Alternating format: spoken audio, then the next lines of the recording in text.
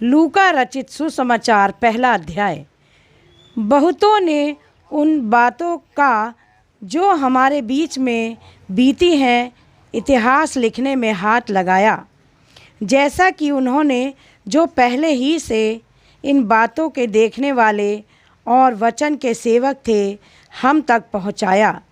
इसलिए हे श्रीमान थियोफिलुस, मुझे भी यह उचित मालूम हुआ कि उन सब बातों का संपूर्ण हाल आरंभ से ठीक ठीक जांच करके उन्हें तेरे लिए क्रमानुसार लिखूं, ताकि तू यह जान ले कि ये बातें जिनकी तूने शिक्षा पाई है कैसी अटल हैं। यहूदिया के राजा हेरोदेस के समय अबिय्याह के दल में जकरिया नाम का एक याजक था और उसकी पत्नी हारून के वंश की थी, जिसका नाम इलीशिबा था। वे दोनों परमेश्वर के सामने धर्मी थे और प्रभु की सारी आज्ञाओं और विधियों पर निर्दोष चलने वाले थे। उनके कोई भी संतान ना थी, क्योंकि इलीशिबा बांझ थी और वे दोनों बूढ़े थे। जब वह अपने दल की पारी पर परमेश्वर के सामने याजक का काम करता था, तो याजकों की रीति के अनुसार उसके नाम पर चिट्ठी निकली कि प्रभु के मंदिर में जाकर धूप जलाए। धूप जलाने के समय लोगों की सारी मंडली बाहर प्रार्थना कर रही थी। उस समय प्रभु का एक स्वर्गदूत धूप की बेदी की दाहिनी ओर खड़ा हुआ उसको दिखाई दिया। जकरिया देखकर घबराया और उस पर बड़ा भय छा गया।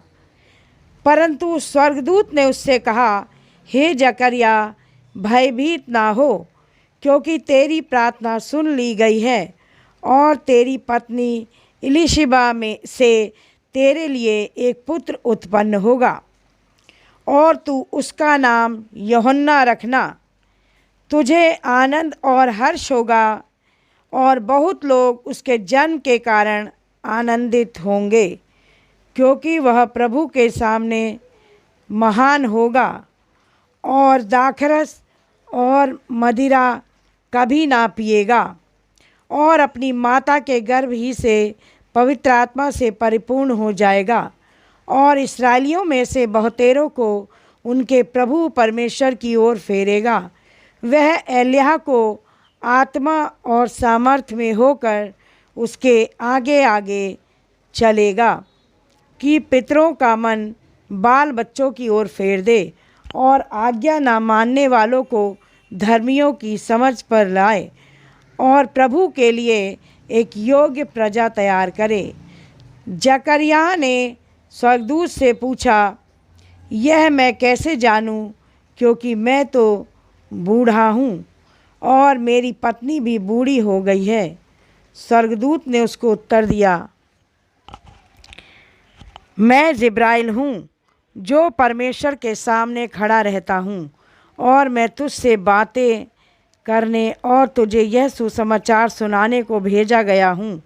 देख, जिस दिन तक ये बातें पूरी ना हो लें उस दिन तक तू मौन रहेगा और ये बोल ना सकेगा, इसलिए कि तूने मेरी बातों की जो अपने समय पर पूरी होंगी प्रतीति ना की। लोग जकरिया की बाट देखते रहे और अचंभा करने लगे कि मंदिर में इतनी देर क्यों लगी। जब वह बाहर आया तो उनसे बोल ना सका, अतः वे जान गए कि उसने मंदिर में कोई दर्शन पाया है, और वह उनसे संकेत करता रहा और गूंगा रह गया।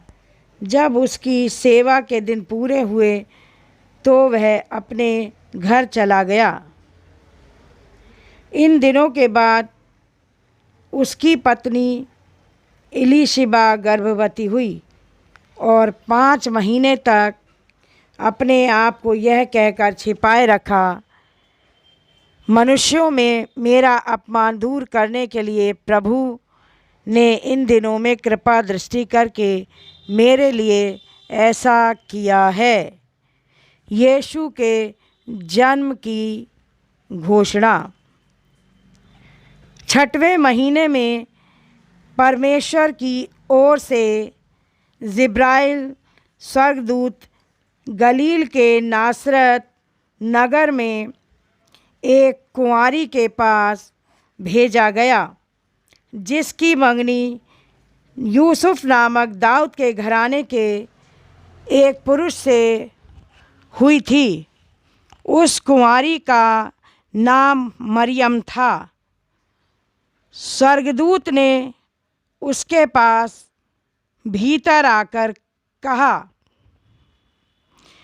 आनंद और जय तेरी हो, जिस पर ईश्वर का अनुग्रह हुआ है। प्रभु तेरे साथ है। वह उस वचन से बहुत घबरा गई और सोचने लगी कि यह किस प्रकार का अभिवादन है। स्वर्गदूत ने उससे कहा, हे मरियम, भयभीत ना हो, क्योंकि परमेश्वर का अनुग्रह तुझ पर हुआ है। देख, तू गर्भवती होगी और तेरे एक पुत्र उत्पन्न होगा और तू उसका नाम यीशु रखना। वह महान होगा और परम प्रधान का पुत्र कहलाएगा और प्रभु परमेश्वर उसके पिता दाऊद का सिंहासन उसको देगा और वह याकूब के घराने पर सदा राज्य करेगा और उसके राज्य का अंत ना होगा। मरियम ने स्वर्गदूत से कहा, यह कैसे होगा? मैं तो पुरुष को जानती ही नहीं। स्वर्गदूत ने उत्तर दिया, पवित्र आत्मा तुझ पर उतरेगा और परम प्रधान की सामर्थ तुझ पर छाया करेगी, इसलिए वह पवित्र जो उत्पन्न होने वाला है परमेश्वर का पुत्र कहलाएगा। और देख, तेरी कुटुंबनी इलिशिबा के भी बुढ़ापे में एक पुत्र होने वाला है। यह उसका जो बाँझ कहलाती थी 6वां महीना है, क्योंकि जो वचन परमेश्वर की ओर से होता है वह प्रभाव रहित नहीं होता। मरियम ने कहा, देख, मैं प्रभु की दासी हूँ, मुझे तेरे वचन के अनुसार हो। तब स्वर्गदूत उसके पास से चला गया। मरियम का इलिशिबा से मिलने जाना। उन दिनों में मरियम उठकर शीघ्र ही पहाड़ी देश में यहूदा के एक नगर को गई और जकरिया के घर में जाकर इलिशिबा को नमस्कार किया। जो ही इलिशिबा ने मरियम का नमस्कार सुना तो ही बच्चा उसके पेट में उछला और इलिशिबा पवित्र आत्मा से परिपूर्ण हो गई और उसने बड़े शब्द से पुकार कर कहा, तू स्त्रियों में धन्य है और तेरे पेट का फल धन्य है। यह अनुग्रह तुझे कहाँ से हुआ कि मेरे प्रभु की माता मेरे पास आई? देख, ज्यों ही तेरे नमस्कार का शब्द मेरे कानों में पड़ा त्यों ही बच्चा मेरे पेट में आनंद से उछल पड़ा। धन्य है वह जिसने विश्वास किया कि जो बातें प्रभु की ओर से उससे कही गई थी वे पूरी होंगी। मरियम का स्तुति गान। तब मरियम ने कहा, मेरा प्राण प्रभु की बड़ाई करता है और मेरी आत्मा मेरे उद्धार करने वाले परमेश्वर से आनंदित हुई, क्योंकि उसने अपनी दासी की दीनता पर दृष्टि की है। इसलिए देखो, अब से सब युग युग के लोग मुझे धन्य कहेंगे, क्योंकि उस शक्तिमान ने मेरे लिए बड़े बड़े काम किए हैं। उसका नाम पवित्र है और उसकी दया उन पर जो उससे डरते हैं पीढ़ी से पीढ़ी तक बनी रहती है। उसने अपना भुजबल दिखाया और जो अपने आप को बड़ा समझते थे उन्हें तितर बितर किया। उसने बलवानों को उनके सिंहासनों से गिरा दिया और दीनों को ऊंचा किया। उसने भूखों को अच्छी वस्तुओं से तृप्त किया और धनवानों को छूछे हाथ निकाल दिया। उसने अपने सेवक इस्राएल को संभाल लिया कि अपनी उस दया को स्मरण करे जो अब्राहम और उसके वंश पर सदा रहेगी, जैसा उसने हमारे बाप दादों से कहा था। मरियम लगभग 3 महीने उसके साथ रहकर अपने घर लौट आई। यूहन्ना बपतिस्मा देने वाले का जन्म। तब इलीशिबा के प्रसव का समय पूरा हुआ और उसने पुत्र को जन्म दिया, और उसके पड़ोसियों और कुटुंबियों ने यह सुनकर कि प्रभु ने उस पर दया की है, बड़ी दया की है, उसके साथ आनंद मनाया। और ऐसा हुआ कि 8वें दिन वे बालक का खतना करने आए और उसका नाम उसके पिता के नाम पर जकरिया रखने लगे। इस पर उसकी माता ने उत्तर दिया, नहीं, वरन उसका नाम यूहन्ना रखा जाए। उन्होंने उससे कहा, तेरे कुटुंब में किसी का यह नाम नहीं। तब उन्होंने उसके पिता से संकेत करके पूछा कि तू उसका नाम क्या रखना चाहता है। उसने लिखने की चिट्ठी मंगा कर लिख दिया, उसका नाम यूहन्ना है। और सबों को आश्चर्य हुआ। तब उसका मुंह और जीभ तुरंत खुल गई और वह बोलने और परमेश्वर का धन्यवाद देने लगा। उसके आसपास के सब रहने वाले लोगों पर भय छा गया और उन सब बातों की चर्चा यहूदिया के सारे पहाड़ी देश में फैल गई। और सब सुनने वालों ने अपने अपने मन में विचार करके कहा कि ये बालक कैसा होगा, क्योंकि प्रभु का हाथ उसके ऊपर साथ था। जकरिया का स्तुति गान।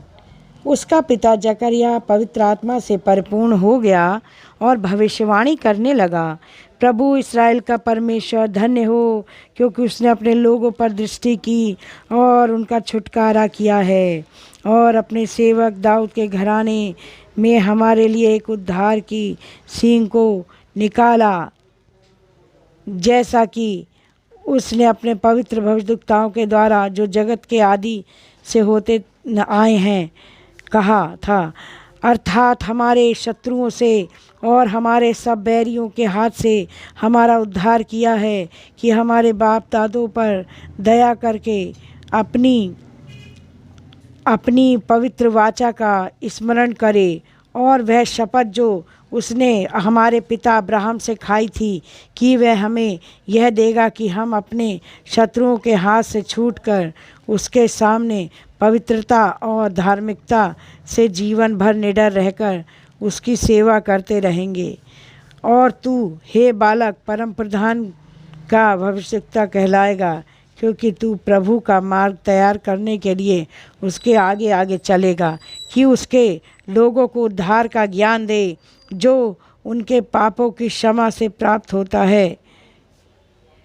यह हमारे परमेश्वर की उसी बड़ी दया से होगा, जिसके कारण ऊपर से हम पर भोर का प्रकाश उदय होगा, कि अंधकार और यूसुफ की छाया में बैठने वालों को ज्योति दे, और हमारे पाँवों को कुशल मार्ग में सीधे चलाए।